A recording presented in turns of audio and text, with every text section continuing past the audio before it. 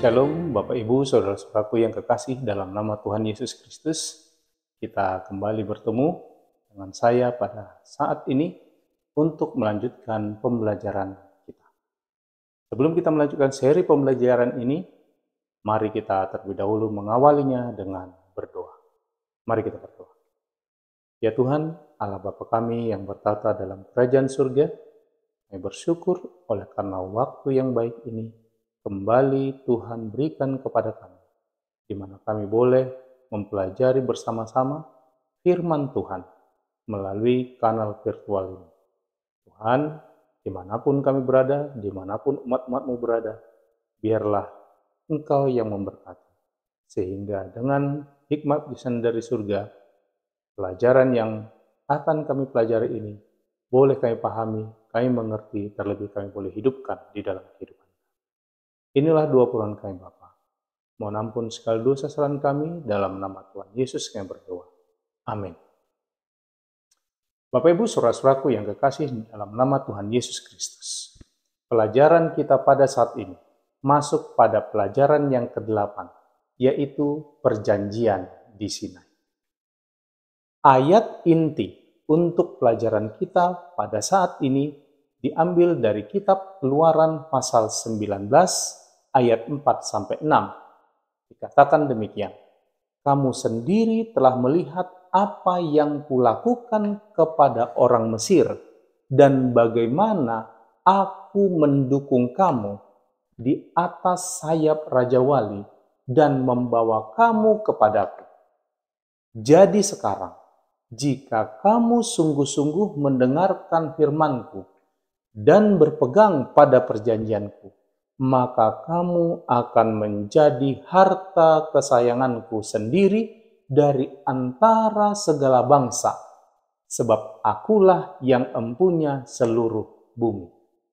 Kamu akan menjadi bagiku kerajaan imam dan bangsa yang kudus.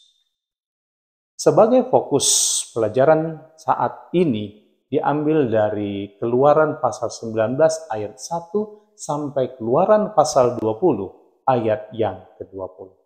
Bapak Ibu saudara-saudaraku yang kekasih, sebagai ringkasan dari pelajaran kita pada saat ini, kita awali dengan pendahuluannya.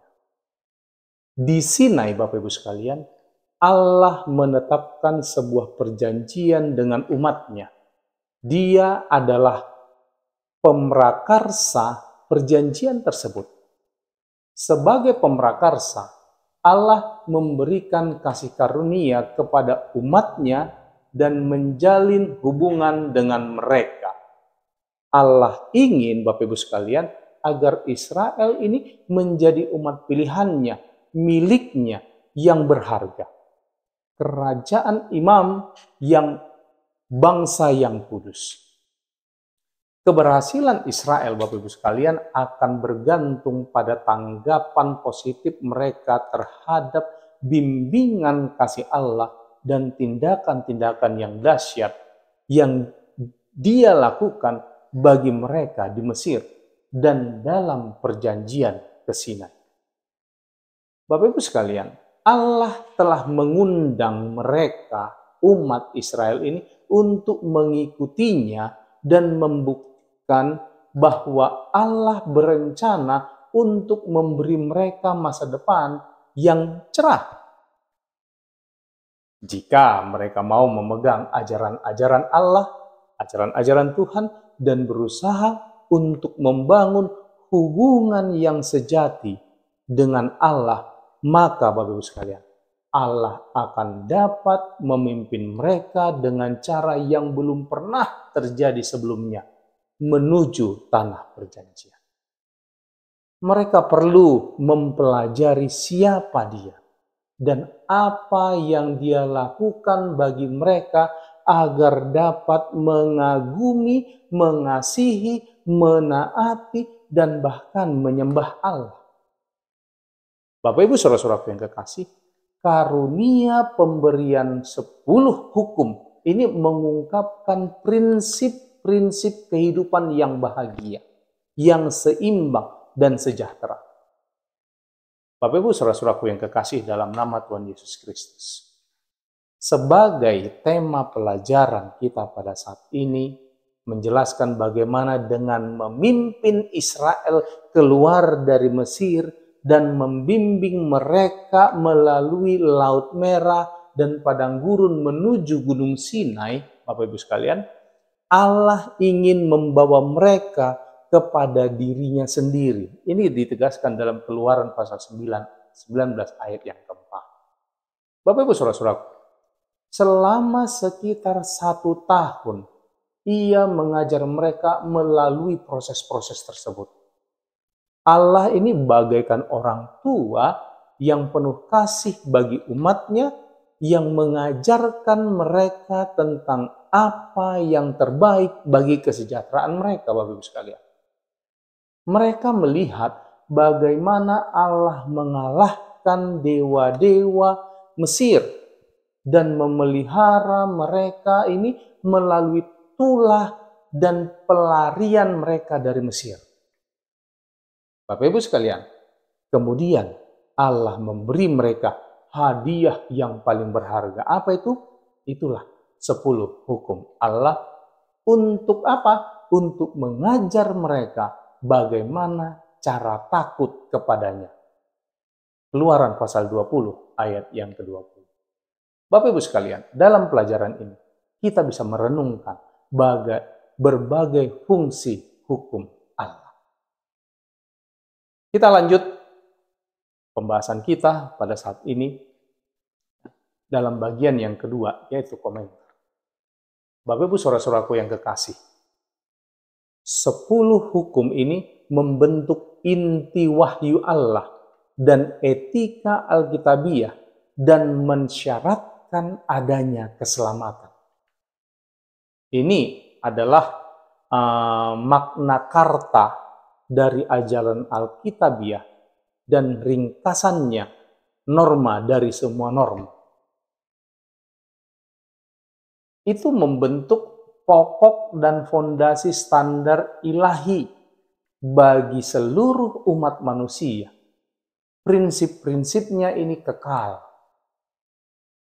Catatan-catatan kitab Musa, Bapak Ibu sekalian, tentang pemberian 10 hukum ini menggarisbawahi bahwa itu diumumkan oleh Allah. Kita bisa lihat itu dalam kitab Keluaran pasal 19 ayat 20, Keluaran 20 ayat 1, dan juga Ulangan pasal 5 ayat 4, 5, dan 24. Dan juga ini bukan hanya diumumkan, tapi ditulis oleh Allah itu sendiri. Itu diberikan 2 kali Bapak Ibu kepada Musa sebagai karunia yang khusus. Ini ditegaskan dalam kitab Keluaran pasal 32 ayat 19, Keluaran 34 ayat 1, dan kitab Ulangan pasal yang ke-10 ayat 1 dan 2. Dalam kitab Keluaran Bapak Ibu sekalian, 10 hukum tersebut ini merupakan kesaksian. Ya, disebut sebagai kesaksian. Keluaran pasal 31 ayat 18, New King James Version. Dan perkataan perjanjian. Keluaran pasal 34 ayat 28, versi New King James. Bapak Ibu saudara-saudaraku yang kekasih, frasa 10 perintah ini tidak digunakan dalam bahasa Ibrani meskipun disebut sebagai perintah-perintah dalam Keluaran pasal 20 ayat 6. Sebaliknya Bapak Ibu sekalian, 10 hukum ini disebut 3 kali sebagai 10 firman. Ini dalam bahasa Ibrani disebut Aseret Hadebarim. Sesuai dengan penggunaannya dalam bahasa Ibrani tentunya. Dalam kitab Keluaran pasal 34 ayat 28, Ulangan 4 ayat 13, dan Ulangan 10 ayat yang keempat.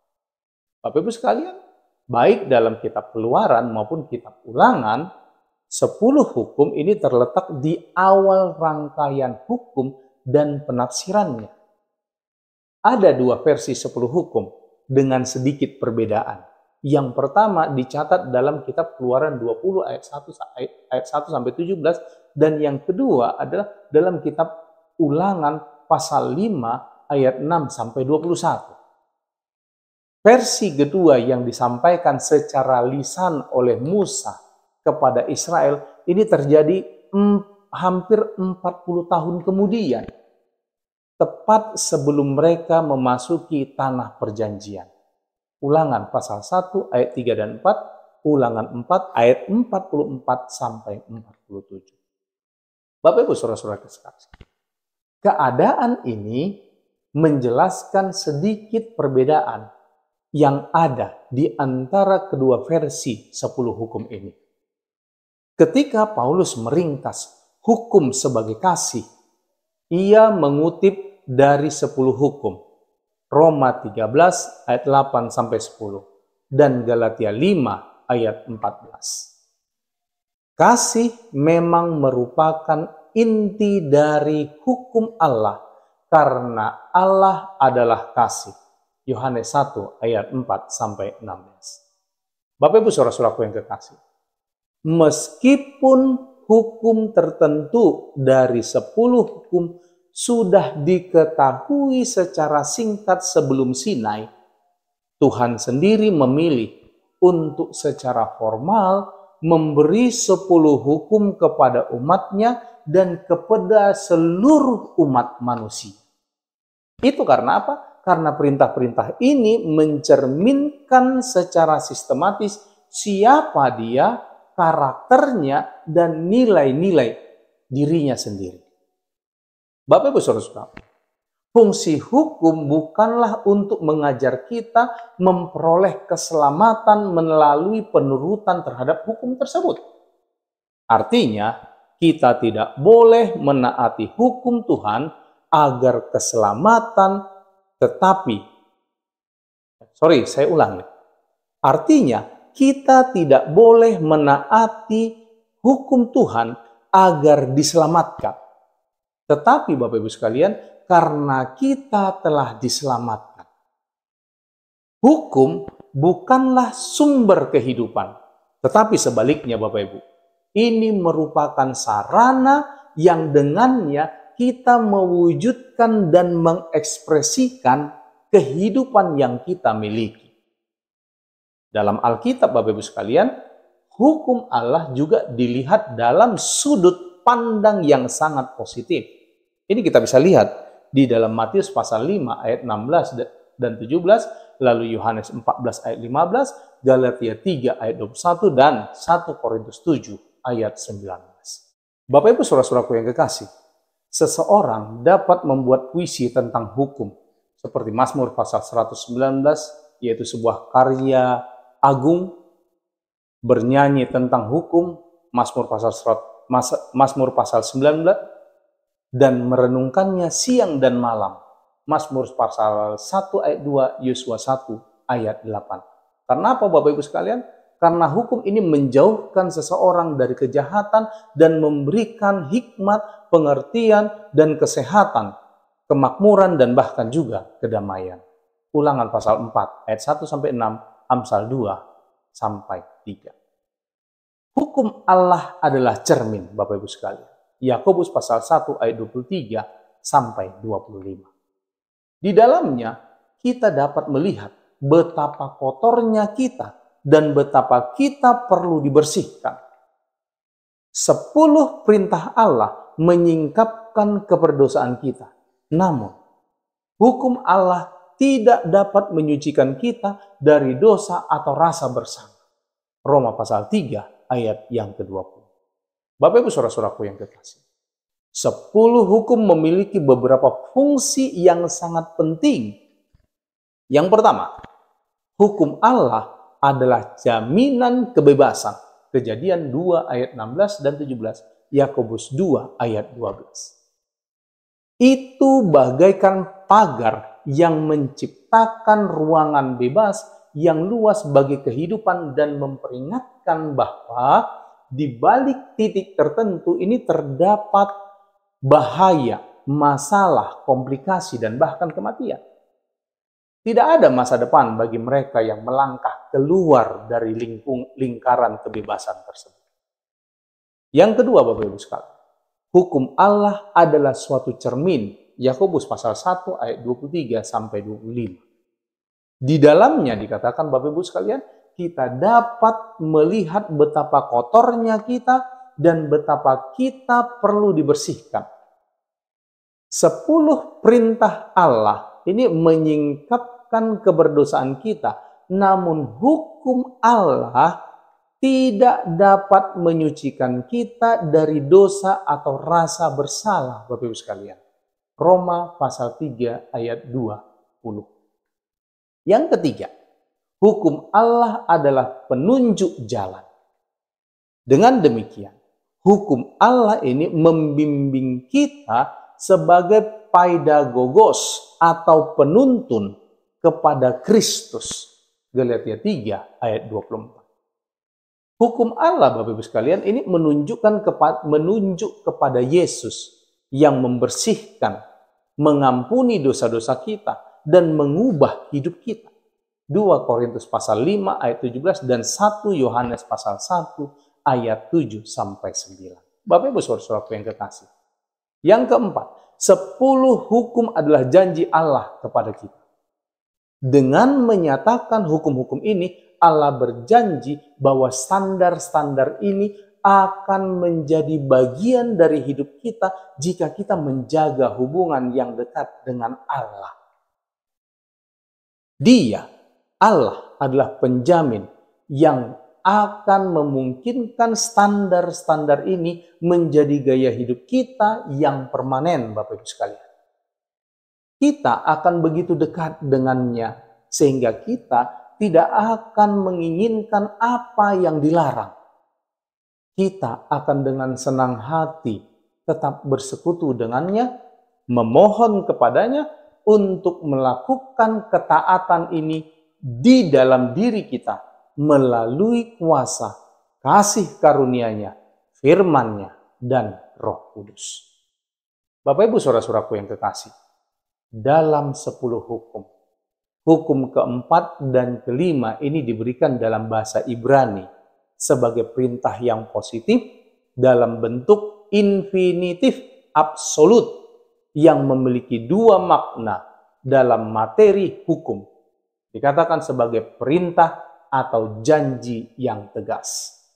Ini kita bisa lihat dalam catatannya Ekut, edisi Genesius Hebrew Grammar, Oxford Clarendon tahun 1910. Bapak Ibu saudara-saudaraku yang kekasih, perintah-perintah lainnya ini diungkapkan sebagai perintah negatif dengan menggunakan partikel negasi, lo, dalam arti jangan.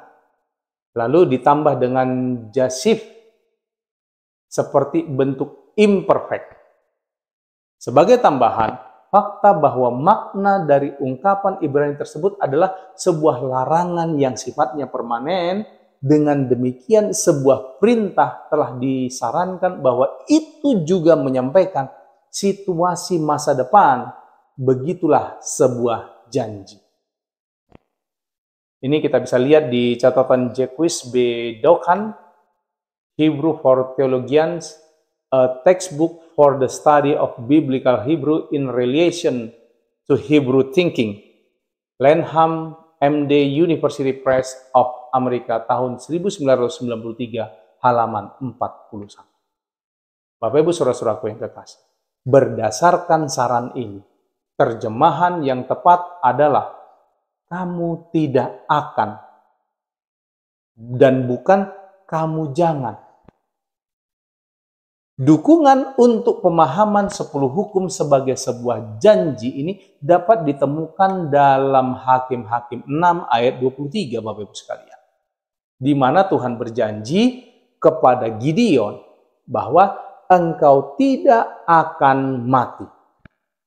Susunan tata bahasa dalam kalimat ini persis sama dengan yang ada dalam 10 hukum, Bapak Ibu sekalian. Istilah bahasa Ibrani dabar yang digunakan untuk menggambarkan 10 perintah Allah ini tidak mesti berarti perintah, tetapi firman atau janji. Itu tergantung pada versi terjemahannya, Bapak Ibu sekalian. Misalnya kita bisa lihat penggunaan kata benda dabar sebagai janji dalam 1 dalam kitab 1 Raja-Raja 8 ayat 56 dan lalu 2 Tawarikh 1 ayat 9, Nehemia 5 ayat 12 dan 13 dan juga kitab Mazmur 105 ayat 42 dan penggunaan dabar sebagai kata kerja dengan arti yang sama dengan berjanji dalam kitab Ulangan pasal 1 ayat 11, Ulangan 6 ayat 3, Ulangan 9 ayat 20, Yosua 9 ayat 21, Yosua 22 ayat 4, dan Yosua 23 ayat yang kelima. Bapak Ibu Saudara-saudaraku yang kekasih, Ellen G. White membenarkan penafsiran kita dengan pernyataan seperti berikut ini mengenai fungsi 10 hukum. Dikatakan bahwa 10 perintah adalah 10 janji. Manuskrip 41 tahun 1896. Ini diterbitkan dalam The SDA Bible Commentary, jilid 1 halaman 1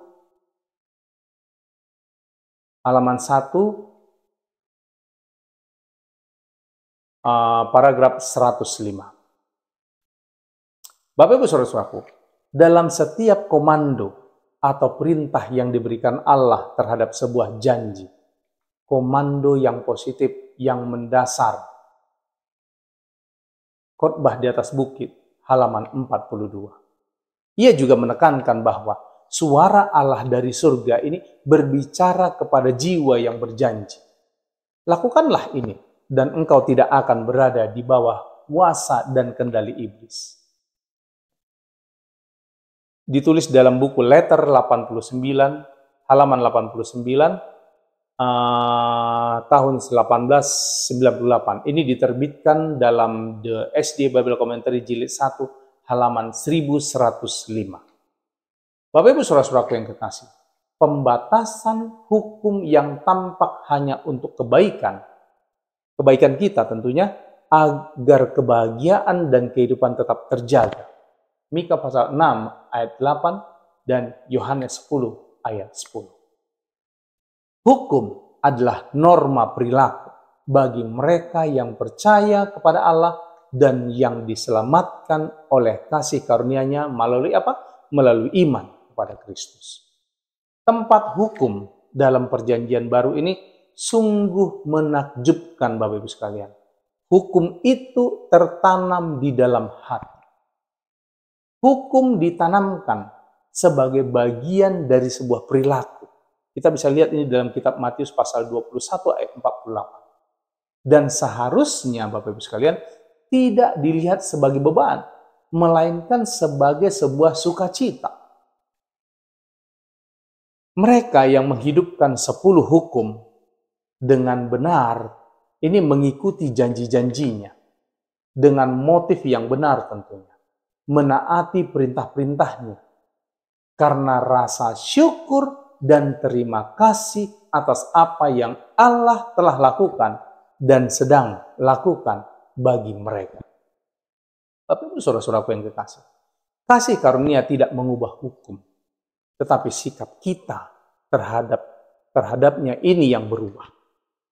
Paulus menentang legalisme dan penyalahgunaan hukum. Hukum Allah, tetapi tidak menentang hukum itu sendiri, Bapak Ibu sekalian. Roma 7 ayat 9 sampai 12. Yesus, Bapak Ibu sekalian, adalah telos dari hukum Taurat. Roma pasal 10 ayat 4. Yang berarti dia adalah maksud dan tujuannya bukan akhir dalam arti penghentian atau penghentian masa berlaku. Bapak Ibu sekalian, Kristus itu adalah kunci hermeneutika yang membuka tujuan dan arti hukum yang sebenarnya. Jadi Bapak Ibu sekalian, tidak tepat untuk menyatakan bahwa Kristus membatalkan, mengakhiri, menggantikan, atau membatalkan hukum Taurat.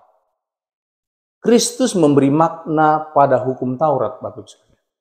Sebagaimana yang Yosua ingatkan kepada pendengarnya, kita tidak sanggup menuruti Allah. Tidaklah kamu sanggup beribadah kepada Tuhan. Terdapat dalam kitab Yosua pasal 24 ayat 19. Namun, ketika kita meminta Allah untuk mengambil kelemahan kita, Dia akan membuat kita, Dia akan memberi kita Roh Kudus-Nya yang akan menggerakkan kita untuk menurutinya, Bapak Ibu sekalian. Yeskiel pasal 36 ayat 27. Paulus berkata, Bapak Ibu, sebab ketika aku lemah, maka aku kuat. 2 Korintus 12 ayat yang ke-10. Penurutan, Bapak Ibu, adalah pekerjaan Roh Kudus di dalam kita. Bapak Ibu saudara-saudaraku yang kekasih, sebagai penerapan hidup dari pelajaran kita saat ini, yang pertama, sebagai manusia, kita hanya dapat memutuskan untuk melakukan apa yang benar di bawah pengaruh kasih karunia Allah. Kita perlu memutuskan untuk menaatinya, tetapi kita tidak memiliki kuasa untuk melaksanakan keputusan kita atau mengikutinya, Bapak Ibu sekalian. Kita perlu pertolongan dalam kelemahan dan kerapuhan kita. Pertolongan dari luar diri kita sendiri, Bapak Ibu sekalian. Kabar baiknya adalah bahwa Allah, Yesus, memberikan kerelaan yang merupakan kesanggupan terhadap panggilan kasih-Nya dan kuasa untuk taat. Filipi 2 ayat 13. Dalam arti yang praktis, Bapak Ibu sekalian, bagaimana kita melihat ketetapan ini bekerja dalam kehidupan kita sendiri? Yang kedua, apapun yang Allah perintahkan, Ia memampukan para pengikutnya untuk melakukannya, Bapak Ibu. Ellen G. White menyatakan bahwa segala perintahnya adalah mungkin untuk dilaksanakan. Ini terdapat dalam buku Membina Kehidupan Abadi halaman 254. Dari sudut pandang ini, Bapak Ibu sekalian, 10 perintah Allah sebenarnya adalah 10 ucapan bahagia. Dalam arti apa dan bagaimana perintah-perintah Allah dapat menyanggupkan orang percaya untuk menaati Allah? Tuhan memberkati kita. Bapak Ibu saudara-saudaraku yang kekasih, untuk mengakhiri seri pelajaran kita kali ini, mari kita bersatu di dalam doa. Ya Tuhan, Allah Bapa kami yang bertata dalam kerajaan surga, kami bersyukur untuk penyertaan-Mu di sepanjang pembahasan pelajaran kami saat ini. Kami memohon kuasa Roh Kudus Tuhan yang menjadi bagian kami sehingga kami boleh dibantu, ditolong untuk memahami pelajaran ini, dan terlebih kami boleh menghidupkannya di dalam setiap langkah kehidupan kami, semuanya oleh karena pertolongan Tuhan. Hamba-Mu mendoakan seluruh umat-umat Tuhan, dimanapun mereka berada, yang turut bersama-sama dengan kami belajar firman Tuhan melalui kanal virtual ini. Kiranya kasih karunia Tuhan tetap memberkati mereka. Tuhan mengurapi mereka. Tuhan memampukan mereka di dalam melewati setiap pergumulan kehidupan. Tuhan, berikan berkat-berkat-Mu untuk mereka, agar mereka boleh memenuhi semua kebutuhan hidup mereka, terlebih mereka boleh memuliakan Tuhan melalui berkat-berkat. Tuhan mampukan mereka dalam pergumulan hidup. Tuhan menangkan mereka. Biarlah kasih karunia Tuhan yang kembali memberikan kepada kami satu kesempatan untuk bertemu melalui kanal virtual ini, untuk mempelajari pelajaran firman Tuhan pada seri-seri yang berikut. Inilah doa permohonan kami Bapa. Kehendak-Mu yang terjadi dalam hidup kami. Mohon ampun segala dosa kesalahan kami. Dalam nama Tuhan Yesus berdoa. Amin.